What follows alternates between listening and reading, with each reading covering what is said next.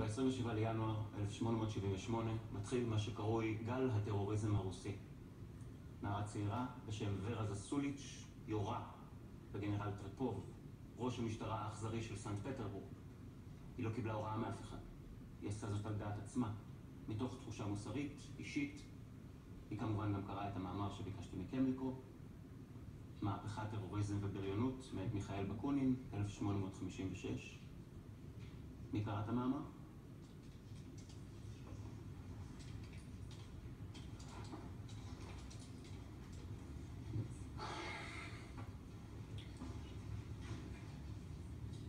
הדמויות האלה שאת הסיפור שלהם אנחנו לומדים, האנשים ששינו את ההיסטוריה, הם היו בני גילכם, אפילו צעירים מכם. הם לקחו את ההיסטוריה בידיים, הם הבינו שיש להם אחריות.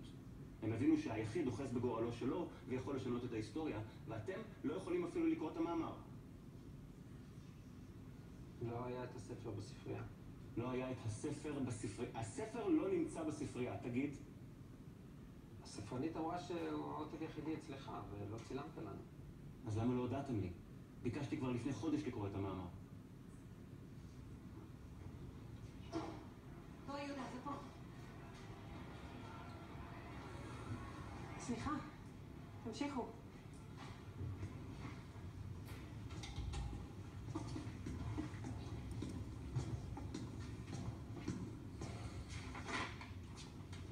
נמשיך. אני אדאג שיהיה לכם עותקים מצולמים של המאמר בספרייה לשבוע הבא. טוב.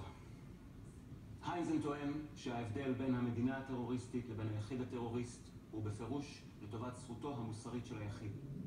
המדינה מפעילה כלי משחית שקוטלים אלפי בני אדם ללא הבחנה, ואילו היחיד הטרוריסט פוגע רק במטרה עצמה.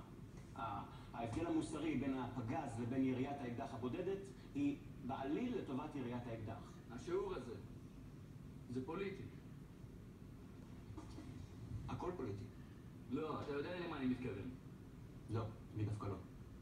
אתה מדבר על הערבים. על הרוסים דווקא. אבל זה אלגוריה, לא?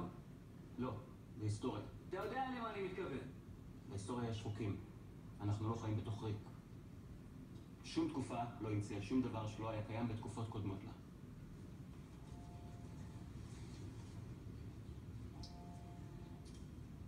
ורה זסוליץ', נערה צעירה מכם, שטענה אקדח ובכמה יריות מכוונות לחזהו של טרפוב, שינתה את פני ההיסטוריה. הטרוריזם הוא אקט אינדיבידואלי, וכזה הוא חייב להישאר. זה מעשה של יחיד, לא של קבוצה, ומטרתו היא חירות היחיד. הטרוריזם הטהור מגנה את כל המוסדות והמסגרות, את המדינה, את המשפחה, את הדת. ויגאל עמיר? לא. למה יגאל עמיר לא?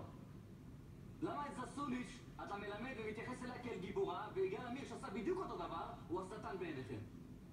מי זה בעיניכם? אתם, כולכם, התקשורת, השמאל, האקדמיה, אתה יודע. אנרכיזם מקדש את האחווה האנושית, ומגנה את כל הקונבנציות המוסריות והחברתיות. המניע של יגאל עמיר היה משיחי. גם המשיחיות, כמו שאתם קוראים לה, מנסה לפרק קונבנציות. הקונבנציה המשיחית מצדיקה דריסה של עם אחד על ידי עם אחר. אם אתם לא מאמינים שאלוהים נתן לנו ורק לנו את הארץ הזאת, אז מה אתם עושים כאן בכלל?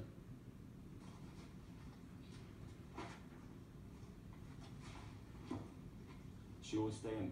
תודה.